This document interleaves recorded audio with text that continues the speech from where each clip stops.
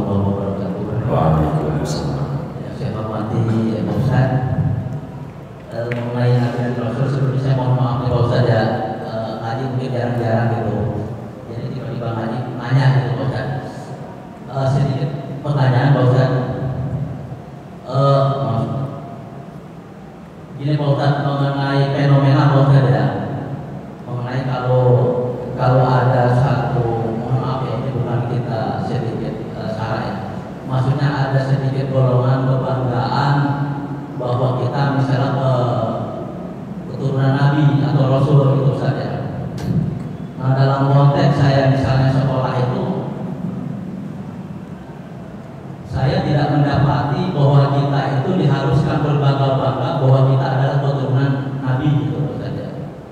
Mungkin kalau saya sebut mungkin di sini bahasnya nggak apa-apa ya, kira Habib ya Pak Ustaz ya. Nah di sini bahwa kita itu tidak ada istilah sekte-sekte apa namanya kasta-kasta gitu Pak Ustaz ya. Apalagi dalam kata itu ada yang terendah, yang menengah, ini yang tertinggi misalnya. Nah pertanyaan saya Pak Ustaz, apakah berbicara mengenai keturunan Rasul, kebanggaan seseorang bahwa dirinya adalah keturunan Rasul, berbicara dengan konteks sekarang ini, apakah itu cukup relevan Pak Ustaz ya? Terus yang kedua juga, terus terang kalau ada yang mengatakan bahwa dirinya adalah keturunan Rasul, sebenarnya kita tuh semuanya juga adalah sama-sama keturunan Rasul Pak Ustaz ya. Minimal kita adalah keturunan Nabi Adam, Rasul Adam, gitu Pak Ustaz ya. Nah jadi saya minta pencerahan Pak Ustaz ya mengenai fenomena ini begitu ya. Dan menurut saya yang Quran sudah jelas ya, kalau jadi kan nggak ada itu bahwa orang itu kan dilihat dari takwanya Pak Ustaz ya. Nah jadi mengenai fenomena ini menurut saya kurang bagus ya kalau menurut saya gitu. Tapi kalau dari pemahaman lain mungkin saya belum tahu gitu. Jadi mohon dijelaskan Pak Ustaz. Terima kasih. Wassalamualaikum warahmatullahi wabarakatuh. Waalaikumsalam warahmatullahi wabarakatuh. Bagaimana dengan keturunan Rasul atau habaib gitu? Jadi begini, kita itu diperintahkan oleh Allah yang menyuruh di dalam Al-Quran, di mana Al-Quran itu kebenarannya lebih daripada kita percaya 2 tambah 2 sama dengan 4. Bila ada orang bilang 2 tambah 2 sama dengan 4 dan kita percaya dengan ucapan itu, seorang muslim yang imannya lurus harus lebih percaya dengan Al-Quran yang dijelaskan dzalikal kitabu la raiba fihi. Ini Al-Quran tidak ada keraguan-raguan sedikit pun yang ada di dalamnya, isinya benar semua. Dan seorang muslim harus yakin 1000% dengan isi kandungan Al-Quran. Di dalam Al-Quran Allah Subhanahu wa ta'ala berfirman, Qul la as'alukum alaihi ajran illa al-mawaddata fil qurba. Surat apa? Surat Asy-Syura. Di dalam surat Asy-Syura Allah Subhanahu wa ta'ala berfirman, Qul la as'alukum alaihi ajran illa al-mawaddata fil qurba. Qul, sampaikan olehmu wahai Nabi Muhammad kepada umatmu, siapapun yang mengaku umatnya Nabi Muhammad, sampai amat dia apa? La as'alukum alaihi ajr. Aku dalam dakwah Islamiyah sampai kau mengenal Allah, kau mengenal hormat orang tua, anakmu hormat kepadamu, orang tuamu sayang kepadamu, itu adalah dakwahnya Nabi Muhammad. Aku tidak minta bayaran. Dalam dakwah ini aku tidak minta upah, kecuali satu, illal mawaddata fil qurba, tanamin di hati cinta sama anak cucunya Nabi Muhammad. Tidak boleh miring hati kita berkata buruk kepada anak cucunya Nabi Muhammad. Kalau kita miring, keimanan kita bakal goyang dan bakal rusak kepada anak cucu Nabi Muhammad. Al-Quran menyebutkan illal mawaddata fil qurba, kecuali mawaddah, bukan rahmah, bukan mahabbah. Nabi tidak menyebutkan illal mahabbata fil qurba. Nabi tidak menyebutkan illar rahmata fil qurba, tapi Al-Quran tidak menyebutkan, tapi illal mawaddata fil qurba. Mal farqu bainal wudd wal hubb? Apa beda antara mahabbah dan mawaddah? Kalau mahabbah kudu ada jasa pada kita, kudu ada jasa sama kita. Ustaz Habib baik sama kita, bantu kita, atau yang lain anak kita demen, namanya hub. Kita cinta karena ada kebaikan yang kita dapat dari seseorang, namanya mahabbah.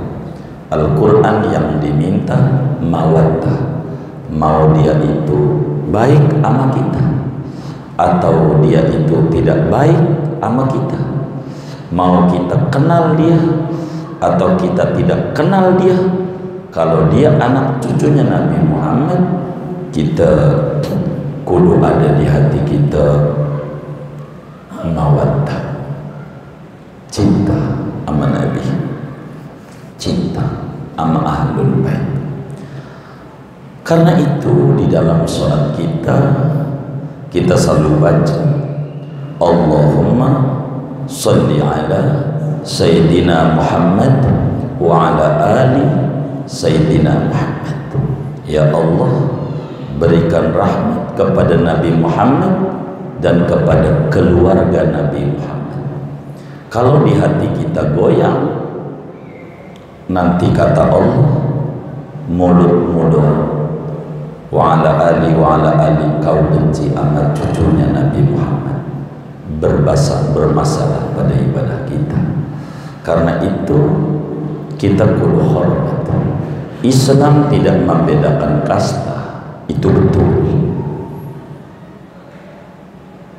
Nabi pun menjelaskan an-nasu suwasiyatu ka'asnanil mushti la fadla li arabiyyin ala a'jamiyyin illa bittaqwa. Manusia itu kedudukannya sama di mata Allah, sama atas dasar kemanusiaan. Tidak ngomongin agama, suku, ras, tidak. Manusia kata Nabi sama, seperti sama gigi sisir. Sisir tuh giginya panjang pendek apa sama? Sama. Bagaimana kalau ada sisir panjang pendek? Susah buat nyisir. Sama.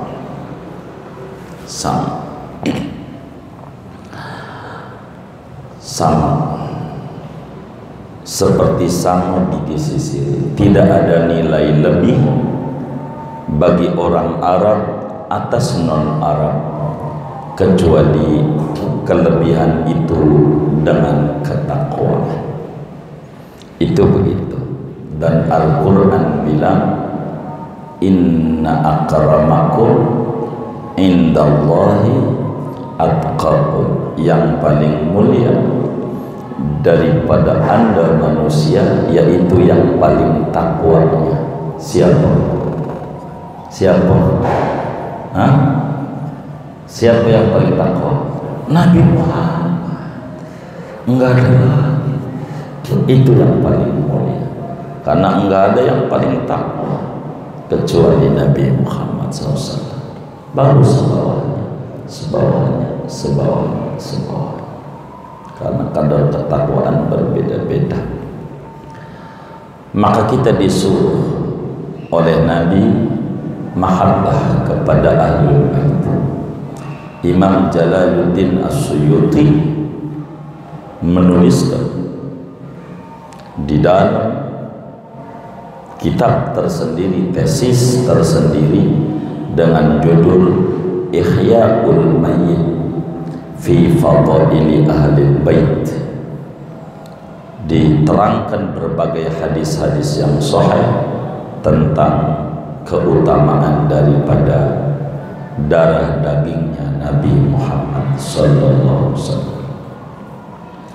Darah dagingnya. Jadi kita kudu hormat kepada ahlul bait yang disebut Habib. Habib itu maknanya orang yang kita kudu cinta. Habib itu maknanya orang yang kita kudu cinta. Kenapa? Karena cinta kepada datuknya. Biar gampang, bapak kita yang bertanya punya anak. Ini contoh, tapi bukan juga nuduh, bukan. Biar lebih mudah mencerna saja. Atau anak saya takut dikata nyinggung orang. Kita punya anak. Anak kita nakal. Umpama ditonjok orang, kita sebagai bapak kira-kira marah nggak? Marah nggak? Hah? Hah? Marah nggak bang? Marah. Atau cucu kita, ada yang nonjok cucu kita sebagai kakek marah nggak? Marah. Bagaimana bila yang marah nanti kakeknya Nabi Muhammad? Kita nggak bisa masuk surga kalau kita marah sama cucunya. Karena itu kita harus hormat kepada ahlul bait. Mungkin ada kalanya ketika kita temukan ada seorang muslim tidak hormat kepada ahlul bait, mungkin karena melihatnya pakai telinga. Melihatnya pakai telinga. Apa itu? Melihat itu kalau lurus pakai mata. Cuman dari dengar menjadi framing, terkesan dia adalah tidak baik. Padahal duit kita nggak pernah dicolong dia nggak pernah minta duit sama kita. Begitu cucu kita juga kagak dijahatin dia, bini kita juga nggak dicolek dia, hanya karena dengar doang lalu kita nyimpulin jadi benci dia. Bahaya sekali di dalam hidup kita kalau seperti demikian. Itu hanya dari yang kita lihat, tanpa kita ngobrol berdua lalu kita nyimpulin, kayaknya tidak etis. Di dalam hadisnya Rasulullah SAW menyatakan, kata Nabi, la yu'minu ahadukum hatta yuhibba li akhihi ma yuhibbu li nafsihi. Tidak sempurna iman seorang kamu sebelum mencintai orang lain seperti mencintai diri sendiri. Kita, ada orang nggak kenal kita lalu kemudian berkomentar miring kepada kita, kenal kagak sama kita kecewa dan kita marah. Sama orang yang kita komentari miring begitu, padahal kita belum pernah ngobrol dengan dia, belum bicara dengan dia, belum pernah duduk dengan dia, hanya baru katanya dari potongan-potongan video macamnya atau framing yang dibuat mengiring opini orang, lalu kemudian kita berkomentar miring, menjadi masalah adanya. Karena itu sebagai orang majelis kita tidak boleh orang yang di dalam dirinya ada darah Rasulullah itu jauh dia lebih mulia dibanding kita yang tidak ada darah sucinya Nabi Muhammad sallallahu alaihi wasallam. Siapa kita menjadi mulia, dosa kita enggak sholat, enggak dimunculin di wajah kita. Dari umur 15 tahun sholat ditinggalin, kalau dimunculin kita manusia bisul. Ini sebab Nabi Muhammad. Maka kita jadi mulia karena kita jadi umatnya Nabi Muhammad. Kita jadi mulia. Maka kalau kita cinta sama Nabi, maka kita perlu cinta sama apa saja yang berhubungan dengan Nabi. Sama sahabat Nabi kita perlu cinta, sama ahlul bait kita perlu cinta. Bila ditemukan ada ahlul bait, anak cucu Nabi yang kemudian itu dirasa menyalahi pada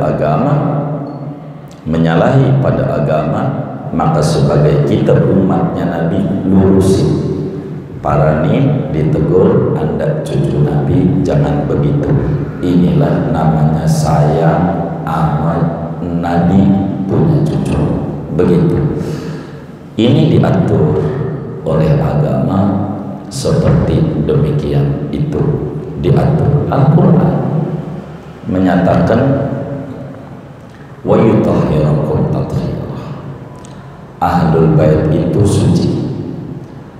Ahlul baitil mustafa tuhuri hum amanul ardi faddakiri syubbihu fil anjumid duhuri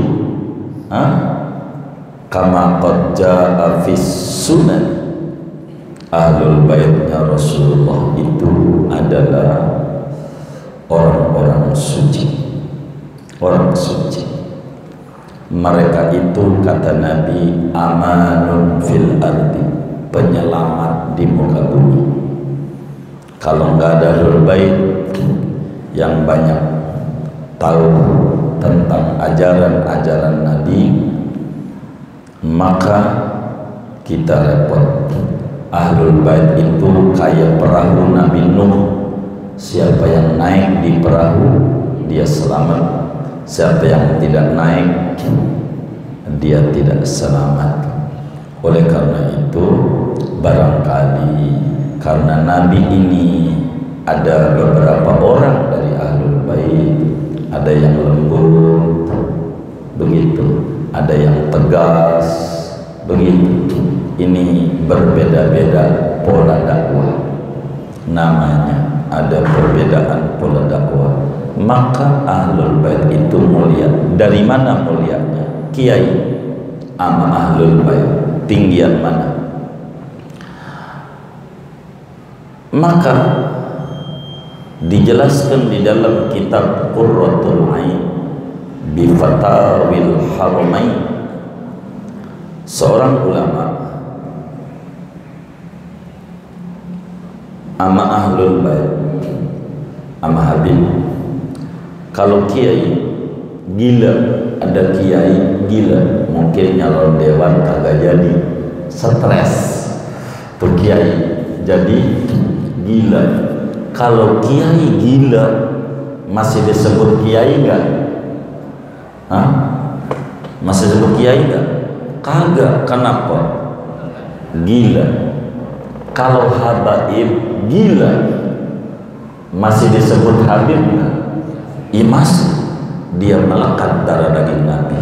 Maka tinggian habib sama kiai. Apalagi lah kalau habibnya alim.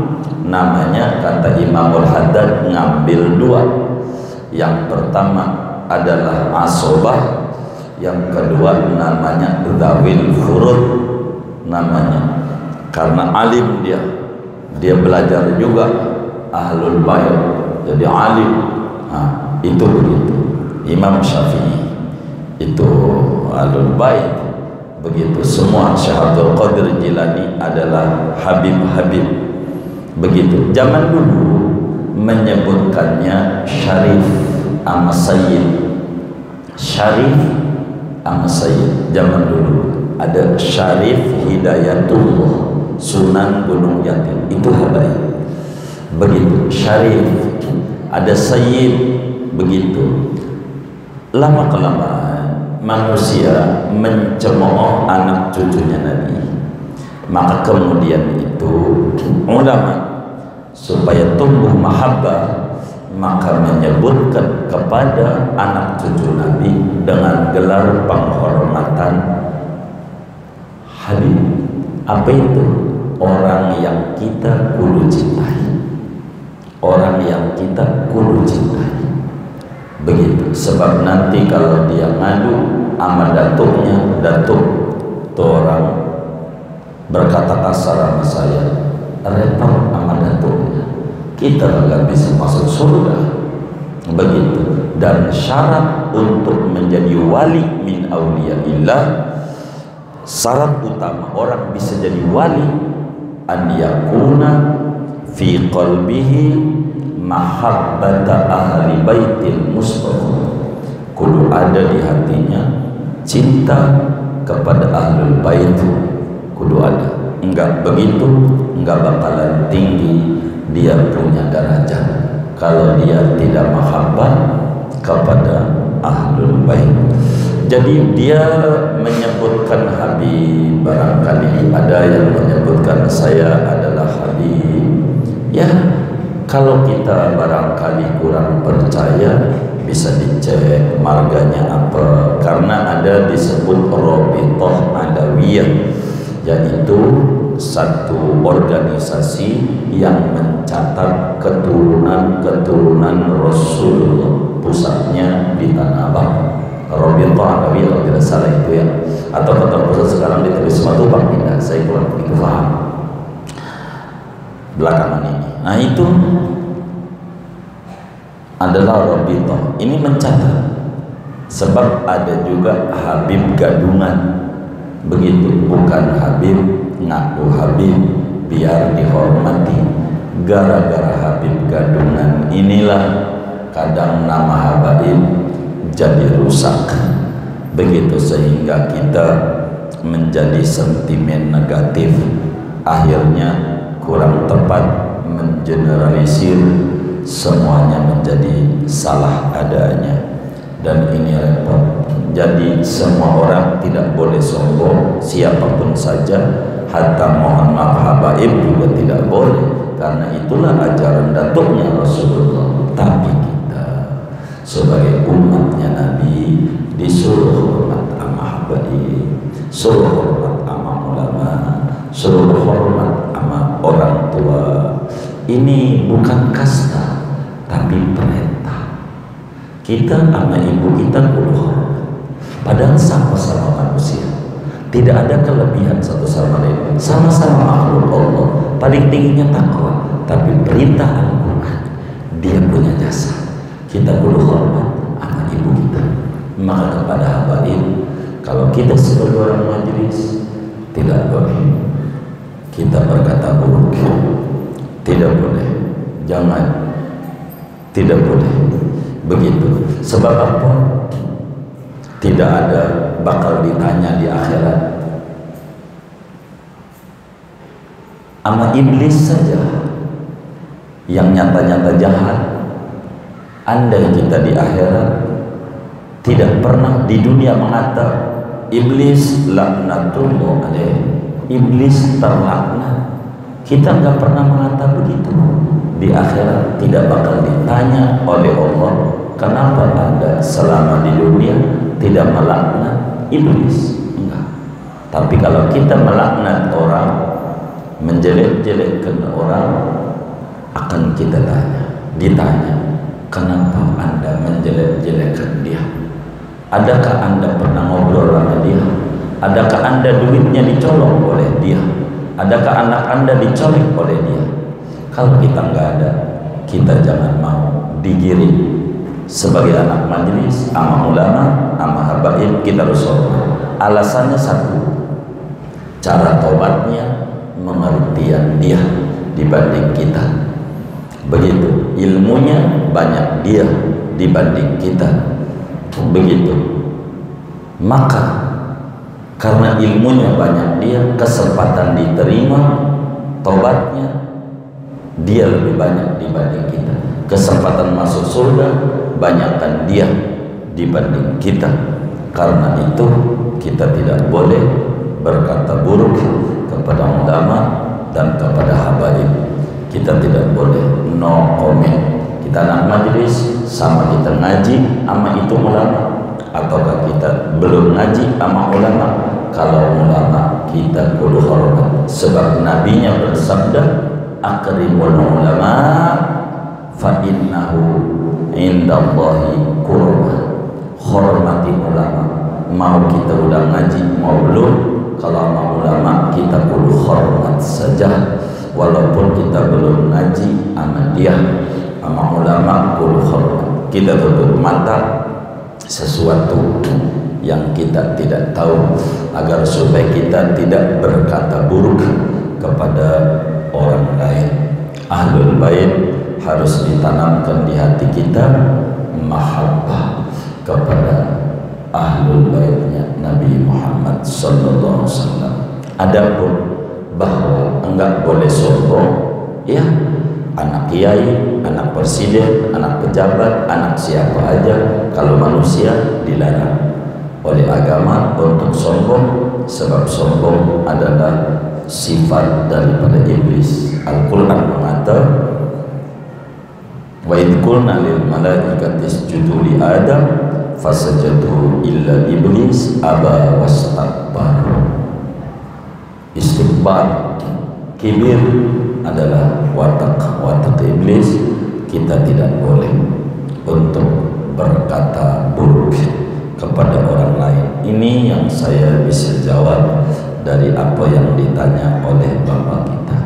Begitu, mudah-mudahan bisa difahami. Selebihnya kalau nggak bisa difahami, mudah-mudahan ada ulama yang bisa memaparkan lebih jelas lagi untuk kita bisa mahabbah ahlul bait.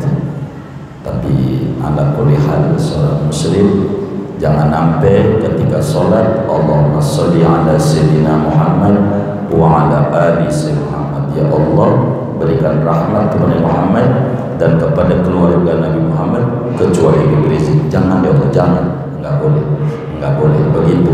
Sholat kita bakal bermasalah dengan Allah. Ahlul bait kita harus mahabbah, ahlul bait kita harus hormat, amanah cucu Nabi kita harus ta'zim. Framing yang dibuat kita nggak boleh ikut-ikutan, sebab tidak ada untungnya, rugi iya begitu. Tapi kalau kita mahabbah, insya Allah keuntungannya banyak dalam hati kita. Itu saja yang saya bisa sampaikan. Wallahu a'lam.